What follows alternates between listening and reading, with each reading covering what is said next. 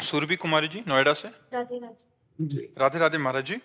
महाराज जी, मैं सबके लिए अच्छा सोचती हूँ, लेकिन बदले में लोग अच्छा नहीं करते हैं मेरे साथ। बस महाराज जी, फिर मन अशांत हो जाता है ऐसे में। महाराज जी, उस समय कैसे? कैसे समझे कि लोग अच्छा नहीं करते आपके साथ? आप लोगों के साथ अच्छा करती हैं, ये आप क्या कैसे समझे? किसका प्रश्न है? कैसे आप समझे? आप क्या लोगों के साथ अच्छा करती हैं और क्या आप लोग बदले में आपको बुरा करते हैं? आप बताइए। कभी किसी ने कुछ सुझाव मांगा या फिर जितना मुझसे हो पाया किसी के लिए मैंने किया, लेकिन आपको उस समय सोचना है, जब किसी का परोपकार किया जाता है तो सोचा जाता है भगवान ने हमें जो ज्ञान दिया वो मैंने आपको दिया, भगवान ने हमारे पास जो वस्तु दी उससे मैंने आपका सहयोग किया, धन से, बुद्धि से, शरीर के द्वारा, इन्हीं के द्वारा परोपकार होता है, वो भगवान के द्वारा दी हुई। तो हमें बदले में थैंक यू लेना नहीं है कि हमने आपको कुछ सेवा की बाद में आप हमें धन्यवाद कहें। ये परोपकार नहीं कहलाता, ये स्वार्थ कहलाता है। अब हम अच्छा किया, इसके बाद परिणाम में उससे हमें कुछ लेना नहीं। अब वो जो हमारे साथ बुरा बर्ताव कर रहा है वो हमारे कर्म की पवित्रता के लिए, हमारा कोई पूर्व कर्म है जो अपवित्र है, पाप कर्म, उसको पवित्र करने के लिए भगवान उसे निमित्त बनाकर कटु वचन या कटु चेष्टा करा रहे हैं। जो संत भाव में, अध्यात्म भाव में चलते हैं वो इस विचार से युक्त रहते हैं। कबीरा निंदक नेरे राखे, आंगन कुटी छवाए, बिना साबुन बिना पानी निर्मल करे शोभाए। तो हमें बुरा तो नहीं मानना चाहिए। हाँ, अब जैसे तुम्हारा स्त्री शरीर है, अब कोई शरीर की तरफ गंदी बात देखे तो कानून है, फिर उसे कानून के द्वारा सहायता लेकर दंडित करना चाहिए, उसमें क्षमा नहीं करना चाहिए। जैसे मानो स्त्री शरीर है, अब कोई छेड़ रहा है, कोई परेशानी प्रकट कर रहा है, अब उसमें साधुता नहीं, अब सठे साठ्यम समाचरित, तो उसे कानून के हवाले कर दे। बहुत सुंदर सुंदर कानून बने हुए हैं बच्चियों, स्त्रियों, माताओं, बहनों की सुरक्षा के लिए। ऐसे साधारण व्यवहार में यदि कोई ऐसा, तो फिर उसमें क्षमा कर देना चाहिए और ये सोचना चाहिए मेरे ही किसी अनुचित कर्म का मार्जन कराया जा रहा है, क्योंकि भगवान ईश्वर सबका विधान जो करता है वो अमंगल नहीं करता, वो मंगल भवन है, मंगल ही हो रहा है। यदि कोई हमारी निंदा कर रहा है, कोई अवहेलना कर रहा है, कोई तिरस्कार कर रहा है, तो हमारे पापों की सफाई हो रही है। सम्मानम कल्याति घोर गर्णम नीचापमानम सुधा, श्री राधा मुरलीधरो भज सके वृंदावन माते। श्रीपाद प्रबोधानंद जी कह रहे, सम्मान को सदैव विष के समान समझे, नीच पुरुषों द्वारा किए हुए अपमान को अमृत के समान समझे और राधा माधव का भजन करे। मनुष्य जीवन की सार्थकता का यही स्वरूप। हमें बुरा तब लगता है जब हम सम्मान चाहते हैं और सम्मान नहीं मिलता। आपको सम्मान दिया, आप हमें सम्मान दें, आपका हमने हित किया, आप हमें धन्यवाद बोलें। ये प्रायः मनुष्य के अहम की पुष्टता के लिए मांग होती रहती है और भगवान इसी का नाश करते रहते हैं। ताते करें कृपा निधि दूरी, सेवक पर ममता अति भूरी। तो आप भगवान की कृपा पात्र हैं। अगर कोई आपकी ऐसे अवहेलना करता है तो आप उसे सहो, अगर कोई सांसारिक भावना से छेड़ता है तो उसे कानून के हवाले करो, अपनी मस्ती में रहो। राधा राधा राधा नाम जप करती हो? है आप बस अपना हाँ, नाम जप करती है आप? करते हो पर नहीं करती। नहीं, करते रहिए, नाम जप और करते रहिए। बैठे बैठे क्या करोगे? ओवर थिंकिंग करोगे, डिप्रेशन में पहुंच जाओगे। मन को नाम जप में लगाओ, मन को अधिक से अधिक नाम जप में लगाओ, तभी मंगल होगा। जी। रमेश चंद्र गुप्ता जी बरसाना से। श्री हरिवंश महाराज जी, आपके चरणों में कोटि कोटि प्रणाम। महाराज जी, यदि राधा नाम से गुरु जी की कृपा से प्रीति हो गई हो तो क्या महाकुंभ में जाना जरूरी है क्या? वो जहां बैठा वही महाकुंभ है। देखो, सबको जाना चाहिए। तीर्थराज प्रयाग है, गंगा जी हैं, यमुना जी हैं, सरस्वती का संगम है, एक तो ये, और दूसरे बहुत से संत समागम का संगम है। वैष्णव जी हैं, सन्यासी जी हैं, अवधूत जी हैं, नागा जी हैं, बड़े बड़े संत महात्मा हैं, उनका समागम है। ये परम लाभ है। पर अगर जिसके ये भावना है कि मैं राधा राधा रटता हूँ, कहीं नहीं जाता, तो उसे कहीं जाने की जरूरत नहीं। तीर्थी कुर्वन्ति तीर्थानि, उसके चरण जहां पड़ जाएंगे वहां तीर्थ बन जाएगा। जब गंगा जी ब्रह्मलोक से धराधाम पर आने की हुई तो दो बातें पूछी कि जब मैं ब्रह्मलोक से गिरूंगी तो नीचे रसातल को चली जाऊंगी, बीच में रोकेगा कौन? तो महादेव जी को तपस्या के द्वारा भगीरथ ने प्रसन्न किया और महादेव ने जटा में रोक लिया, ब्रह्मलोक से जटा में और जटा से फिर भूतल में। दूसरा प्रश्न था कि पापी लोग मेरा स्पर्श करेंगे तो मैं पाप से युक्त हो जाऊंगी, तो मुझे निष्पाप कौन करेगा? तब भगीरथ जी ने कहा जो शांत स्वभाव वाले, साधवा समदर्शिना, ऐसे महापुरुष जो निरंतर भगवान का स्मरण करते हैं, वो जब हे गंगा आपका स्पर्श करेंगे तो आप निष्पाप हो जाएंगे। गंगा को भी निष्पाप करने की सामर्थ्य भगवत प्रेमी महात्मा में है। अगर वो एकांत बैठा भगवान का दर्शन कर रहा है तो दो हैं, एक तो है अचल प्रयाग जहां जाओ, और एक है चलते फिरते प्रयाग। मुद मंगलमय संत समाजू जो जग जंगम तीर्थ राजू। अगर संत समागम मिल गया तो चलते फिरते तीर्थ राज प्रयाग का हमने अवगाहन कर लिया। अब प्रयाग में सबसे बड़ा लाभ है कि बहुत से संतों के एक साथ दर्शन हो जाते हैं, बहुत से संतों की चरण रज मिल जाती है। हमको यही सबसे बड़ा लाभ है हमारी दृष्टि में कि इतने संत हम भारत और विश्व के जहां खोजने जाएं तो पूरा जीवन लग जाएगा, हम नहीं मिल पाएंगे। और 2-4 दिन में सब संतों के दर्शन कर सकते हैं, हर गली घूमो सब संत महात्मा के दर्शन। और अगर ये है कि मैं नाम जप कर रहा हूं निरंतर, मुझे कहीं नहीं जाना, तो कहीं जाने की जरूरत नहीं, अपने कहीं नहीं जाते। महाराज जी आपके चरणों में कोटि कोटि प्रणाम। महाराज जी मेरे को 17 साल से मानसिक रोग है जिसके कारण मेरी दवाइयां भी चल रही हैं। डॉक्टर के कहने पर मैंने हस्तक्रिया भी शुरू कर दी और तब से ही कर रहा हूं। दवाइयां न लेने पर थोड़ा एग्रेसिव हो जाता हूं, काम करने का भी मन नहीं करता, नहीं आत्मविश्वास रहा है, हर समय खाने का ही मन होता है। वो डॉक्टर है।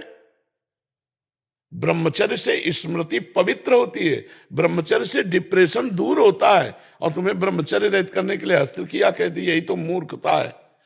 किस डॉक्टर ने कह दिया? ब्रह्मचर्य से जो महानता आती है वो तुम्हें पहले तो मार दिया उसने, ब्रह्मचर्य का नाश करना बता दिया तो मार तो दिया ही उसने। कहां से औषधि देगा? नींव नष्ट कर रहा है, बिल्डिंग बनाना चाहता है। शरीर की, जीवन की, स्मृति की, सबकी नींव है ब्रह्मचर्य। कई बार करते हो? 3। अब बताओ, मतलब दुर्दशा हो गई। 3 बार किसी स्वस्थ आदमी को हस्तमैथुन बता दो, अगर 2-4 महीने में डिप्रेशन ना आने लगे तो हमें बता देना, तुम डिप्रेशन से दूर हो गए। अरे ब्रह्मचर्य वीर नाश, और उसकी दिमागी स्थिति को पुष्ट करना चाहते हो वीर नाश करके, जबकि वीर से दिमागी स्थिति पुष्ट होती है। खून को मथ करके वीर बनता है, एक मनोवाह नाड़ी है अंदर, संचालित हो जाती है। कहीं वीर नहीं पूरे शरीर में, किसी डॉक्टर से पूछ लेना। जैसे पित्त की थैली, ऐसे कोई वीर की थैली नहीं है, वो रक्त को गर्म करके तत्काल वीर बनाती है। जैसे वात्सल्य से भर करके गाय के खून से दुग्ध बनता है, बछड़ा ना हुआ हो फिर दूध निकालो थन से, भला में बताओ कि 5 लीटर निकला, उसी रक्त से बनता है दूध। ऐसे ही मनुष्य के शरीर में एक नाड़ी है, मनोवाह नाड़ी। जब हम काम चिंतन करते हैं या हस्त मैथुन आदि के द्वारा अपनी जनेंद्री को गर्म करते हैं तो मनोवाह नाड़ी संचलित हो जाती है, पूरे खून से निकालती हो पूरा सप्तम धातु वीर्य को। दिन में 3 बार, बताओ, गजब कर दिया। अब क्या जीवन रह जाएगा? कोई काम करने का मन नहीं होता, आत्मविश्वास एकदम हिल गया है। आज से पहली बात बंद करो, हस्त मैथुन बंद करो, ठीक है? खुली हवा में सुबह 2-3 किलोमीटर दौड़ो, सात्विक भोजन करो, हरी पत्ती वाला अधिक भोजन करो, और राधा नाम जप करो। और 1 महीना बाद हमारे पास आना, बताना कि तुम, ये तो हम तुमको बताया है, मूल बात है हमने जो तुमको कहा वो करके देखो। तुम्हें जैसे हम आपको आदेश करें जाओ यमुना स्नान करो जाके, तो अब तुम हमारी ताकत से यमुना स्नान करके आओगे, उसमें हम केवल कह ही नहीं दिया है, तुम ठीक हो जाओगे। ठीक है? राधा नाम जप करो, आज से हस्त मैथुन मत करना, बिल्कुल। और आप 2-3 किलोमीटर जितना दौड़ सकते हो उस रफ्तार से दौड़ो, और सात्विक भोजन पाओ। सात्विक भोजन का मतलब कोई मांस मदिरा ये सब चीज नहीं होनी चाहिए, हरी सब्जियां हैं, दाल है, रोटी है, पाओ, और सत्संग सुनो और राधा नाम जप करो। 1 महीने में हमें बताना कि तुम ठीक हो रहे हो कि नहीं, तुम्हें कैसा लग रहा है। 1 महीने हस्त मैथुन मत करना आज के बाद, ठीक है? बहुत महाराज जी जो आपने नियम बताया ना, मैंने ये 1 साल से किए थे। उससे पहले ऐसे डिप्रेशन और डर बना रहता था। अब महाराज जी आपकी कृपा से ना अंदर में आग चल रही है। हाँ बिल्कुल, कोई डर नहीं है महाराज, बिल्कुल बिल्कुल बिल्कुल। आपके कृपा से नाम जप होता है, जिंदगी मौज में काचे कट रहे हैं। बिल्कुल बिल्कुल, नहीं अच्छे हो जाओगे तुम, मस्त हो जाओगे तो। बहुत प्रमोट कर रहे हैं इस चीज को, मैं भी बताते रहूंगा जी, मेरा सवाल नहीं था, लेकिन डॉक्टर बहुत बड़ी बड़ी तर्क दे रहे हैं, ऐसी तर्क दे रहे हैं, उनकी तर्क सुन के लगता है कि तो बड़ी तर्क को बात कर रहे हैं। महाराज वो जी, बड़े विद्वान डॉक्टर हैं, यूं कहते हैं कि इससे टेंशन दूर होती है। तुम्हारी दूर हुई? नए नए लड़कों को बर्बाद कर रहे हैं, छोटे छोटे बच्चों को बर्बाद कर रहे हैं। हम किसी को भी ये बात कह रहे हैं कि अगर आपको डॉक्टर की बात माननी है तो 2 महीने आप कीजिए और रिजल्ट लिखिए, और 1 महीने ब्रह्मचर्य से रहिए, उसका रिजल्ट लिखिए। आपको खुद पता चल जाएगा कि बात किसकी सत्य है। यहाँ सैकड़ों बच्चे ऐसे आए जो की स्थिति में पहुंच चुके हैं अस्तमैथुन के द्वारा। जी कभी आपका वीडियो जब ब्रह्मचर्य के ऊपर डालते हैं तो मतलब हजारों की संख्या में ऐसे कमेंट्स आते हैं कि हम तो मतलब बर्बाद हो गए हस्त क्रिया करने पे, और ऐसे भी आते हैं जिन्होंने छोड़ दिया है कि उनका जीवन में कैसे परिवर्तन। कितनी गंदी बात के लिए ये डॉक्टर उत्साहित करते हैं, कितनी गंदी बात के लिए प्रमोट कर। ऐसे ही महाराज जैसे यहाँ सवाल पूछा गया है, ऐसे ही वहाँ सवाल पूछा उससे, तो उसने कहा कि ये तो सही है, करना चाहिए। अब कलयुग बढ़ेगा कैसे, लोग नष्ट कैसे होंगे, इसी से नष्ट होंगे। जब बड़े स्तर से ये बातें प्रचार प्रसार की जाएंगी तो यही होंगे। अब एक कोई फिल्म थी, लड़के ने बताया कि फिल्म से उत्साह बना हस्तमैथुन करने का। जब हस्त क्रिया से हम घर्षण करते हैं तो मूत्रेंद्रिय की जो नस नाड़ियां होती हैं वो इस कोट की हो जाती है कि कुछ दिन के बाद फिर वो संतान उत्पन्न करने की क्षमता ही नष्ट हो जाती है। जरा सा चिंतन हुआ वीरपात हो गया, जरा सा छुए वो वीरपात हो गया। जो गृहस्थी धर्म वो उसकी योग्यता ही खो देता है, और चिड़चिड़ा स्वभाव हो जाना, कमर में दर्द होना, घुटनों में दर्द होना, किसी बात को सोचकर ही भार लगना, किसी बात पर घुस नहीं पाना, ये बहुत सी कमियां आ जाती है। और कैसे डॉक्टर हैं यार कि ऐसी बातें करते हैं। महाराज जी एक तर्क ये है कि नोबेल पुरस्कार यहूदियों के पास है, आप भारतीयों के पास नहीं।